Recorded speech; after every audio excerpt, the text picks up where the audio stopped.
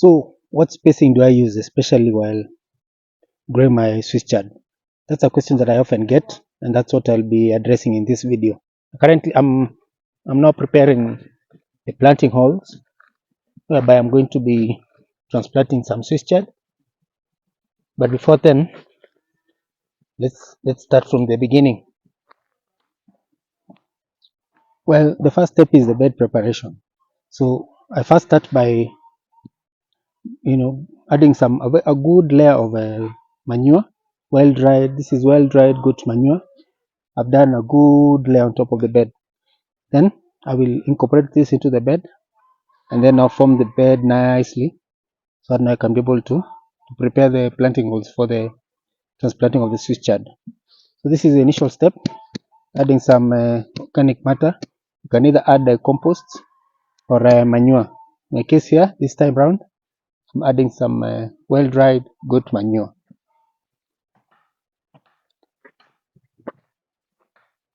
So this is what you should finally end up with. The bed is well formed, and the manure has been incorporated into the soil.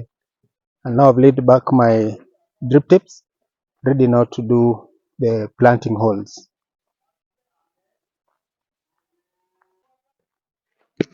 So for the planting holes, this is how I go about it. My beds are 75 centimeters wide with a 45 centimeter pathway. So this is 75 centimeters, and what I do, and then my drip tip, it has a 15 centimeters between the meters. So this is the meters. These are what I use as a guide for my planting holes, which I do as a spacing of 30 centimeters from plant to plant, and I do three rows in per bed. So I have 3 rows per bed, and then 30 centimeters from plant to plant, and the bed size is 75 centimeters. So once you're done, this is what you should end up with: 1, 2, 3, the 3 rows per bed, and the spacing of from plant to plant is 30 centimeters. So that's what I do for the entire bed. Yeah, I'm gonna take you around. So that's more like it. Those are the planting holes ready now for the seedlings. See, 1, 2, 3, and then for the entire bed, that's what we have. So now let me get my seedlings, can do the transplant. Well, for the longest time I've been propagating my own seedlings, mainly on the nursery bed, but I've been facing several challenges from disease, attacks by pests and diseases, birds. Birds is also a big problem with the tiny seedlings. I've been losing out on the seedlings, and then the major challenge again that I was facing during the transplant was a transplant shock, because now the seedlings are from the nursery, but when you uproot and transfer them to the new location, you tend to be affected by transplant shock. You tend to lose some of the seedlings. So that's why this time round I decided to get these seedlings from a seed propagator. And as you can see, the seedlings are healthy, well, germinated, and they look quite healthy. So how do you tell a good seedling? Yeah, if you want to check one, see how. So this is what you want to look for: the roots. Yeah, if you check this, the root system is well formed. So this is the initial stage. This is where this is where you can either make or break. Yeah, and the advantage again now that the seedlings have been propagated on a seedling tray, once I transplant, the crop will not experience any transplant shock, and the growth is almost like immediate.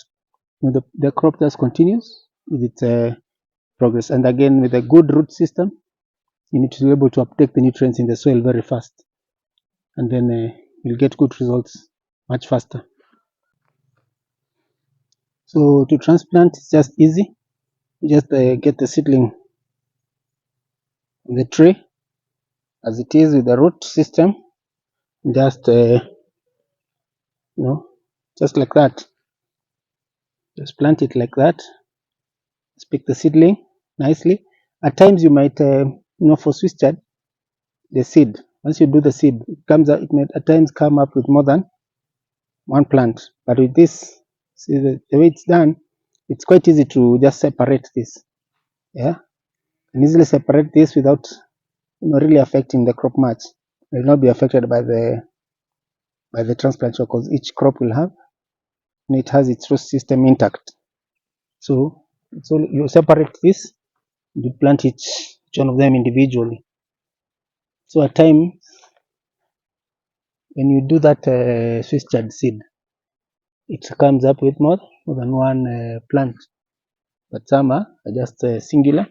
You just get that and you transplant. So as you go about it,